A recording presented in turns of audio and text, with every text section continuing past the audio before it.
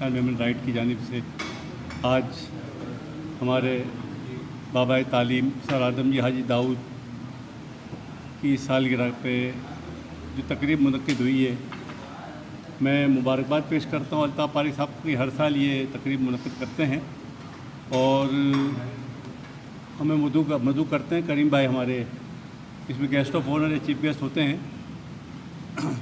मकसद ये होता है कि हम हमारे जो बुज़ुर्गान हैं पाकिस्तान बनाने वाले और पाकिस्तान के बनाने में इनके जो किरदार है उसको उजागर करें और हमारी नई नस्ल को इसकी मालूमात हो। कायद-ए-आज़म के देरीना साथी लियाक़त अली ख़ान के देरीना साथी सर आदम जी हाजी दाऊद, जिन्होंने कारोबार का आगाज़ 16 साल की उम्र में कलकत्ता से किया वालिद साहब के साथ, और इसके बाद अपना कारोबार बढ़ाया रंगून में। कारोबार चंद जूट बैग से शुरू किया था इन्होंने और अपनी सलाहियतों से बढ़ते बढ़ते जब पाकिस्तान बना, इवन बर्मा में भी वो बहुत बड़े ताजिर कहलाए, बहुत बड़े, क्योंकि उस वक़्त जूट का बिज़नेस हिंदुओं के पास था या बरतानिया से ताल्लुक़ रखने वाले लोगों के पास था।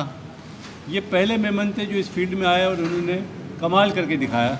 इसके बाद जब पाकिस्तान बना तो ढाका में, बांग्लादेश में इन्होंने जो जूट मिल, आदम जी जूट मिल कायम की, वो दुनिया की, एशिया की सबसे बड़ी जूट मिल थी।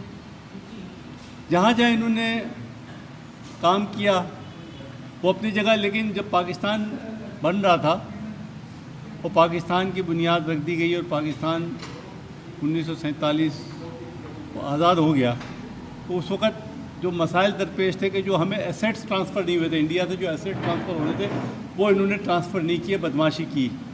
अब एक मुल्क चलाना है आपने तो आपको रोज़मर्रा अखराजात के लिए पैसे तो चाहिए, प्लस इस्टेब्लिश भी करना था। मुहाजिर भी आ रहे थे इंडिया से, बेसरो सामानी का आलम था। तो कायद-ए-आज़म ने अपने देरीना साथी आदम जी को कलकत्ता से बुलाया और उनसे रिक्वेस्ट की कि आप यहाँ आ जाएं अपने ख़ानदान के साथ और